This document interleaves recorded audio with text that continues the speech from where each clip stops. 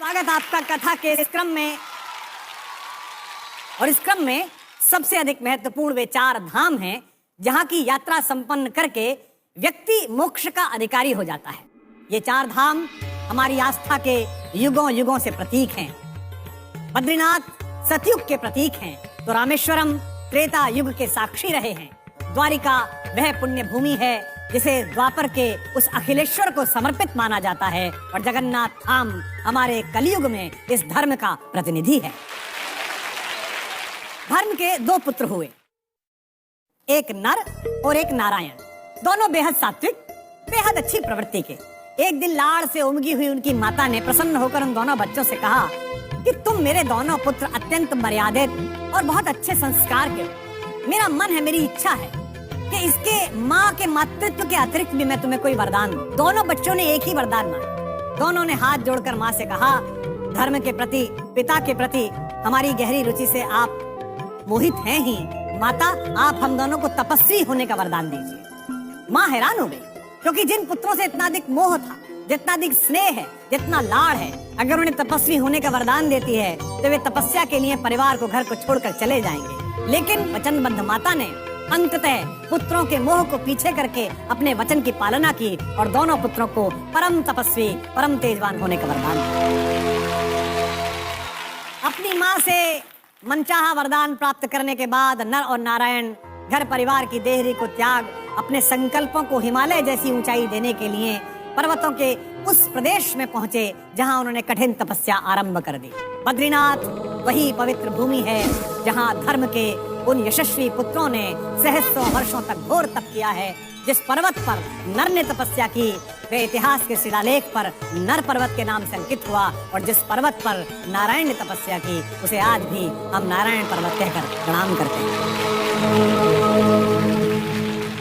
आइए बढ़ते हैं दूसरे धाम की ओर, यानी कि त्रेता युग का प्रतीक, भगवान की पुण्य लीलाओं का साक्षी वह रामेश्वर तट,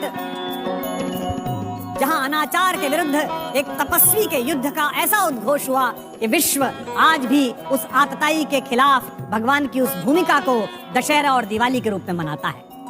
अपने समय के सबसे अधिक पराक्रमी, बुद्धिमान, तेजस्वी और वंश परंपरा के समस्त गुणों के साथ अभिषिक्त होने वाले अपराधी रावण का वध करने के लिए भगवान मर्यादा पुरुषोत्तम श्री राम ने इसी स्थान पर शिवलिंग की स्थापना की थी। प्रभु ने श्री राम को विजय का आशीर्वाद दिया था और भगवान शंकर इस दुनिया में सत्य के लिए संघर्ष कर रहे हर संकल्प को सहारा देने की अवधारणा तब से लेकर आज तक दोहरा रहे हैं। आइए अब प्रस्थान करते हैं द्वारिका धाम की ओर। भूमि का वो पवित्र पावन हिस्सा जहां भगवान ने अपने सहकारी रूप को प्रकट किया और उसे राजधानी बनाया। कहते हैं कि भगवान श्री कृष्ण के आदेश पर महान महारथी वास्तुशिल्पी विश्वकर्मा ने द्वारिका को बनाया था और उसी द्वारिकापुरी में अपने शासन के कारण माखन चोर द्वारिकाधीश कहलाए। भगवान की राजधानी के बाद कथा के अंतिम पड़ाव में चलते हैं इस जग के नाथ स्वामी जगन्नाथ जी के धाम की ओर। इसे लेकर भी बड़ी रोचक कथा है। एक बार इंद्रद्युम्न नामक एक राजा के स्वप्न में भगवान श्री कृष्ण आए और उन्होंने कहा कि एक बड़े पेड़ के तने में मेरा विग्रह बनवाओ और इसे किसी सुंदर मंदिर में स्थापित करो। श्री कृष्ण तो स्वप्न में आग्रह करके चले गए, पर राजा की नींद उड़ गई। उसे पूरे भारत में ऐसा कोई मूर्तिकार नहीं मिला कि जैसी मूर्ति उसने स्वप्न में देखी थी ऐसी निकाल सके। एक दिन राजा के द्वार पर एक बूढ़ा मूर्तिकार आया और उसने कहा, मैं ये काम करने के लिए तत्पर हूँ, किंतु मेरी एक शर्त है। मैं प्रतिमा का निर्माण एक बंद कक्ष में करूंगा और प्रतिमा का निर्माण पूर्ण होने से पहले उस कक्ष का दरवाजा अगर किसी व्यक्ति ने खोला तो काम जहाँ पर है मैं वहीं पर रोक दूंगा। काम शुरू होने लगा। अंदर से ठक ठक की, कुदाल की, कुरेचने की, रंधे की, घिसने की आवाज आती थी। अचानक बहुत समय के काम के बाद आवाजें बंद हो गई। ठंड का समय था। राजा को उत्सुकता हुई कि आवाज क्यों बंद हो गई। कहीं बूढ़े मूर्तिकार का स्वास्थ्य खराब न हो गया हो। कुछ समय प्रतीक्षा करके राजा ने कमरे का दरवाजा खुलवा दिया।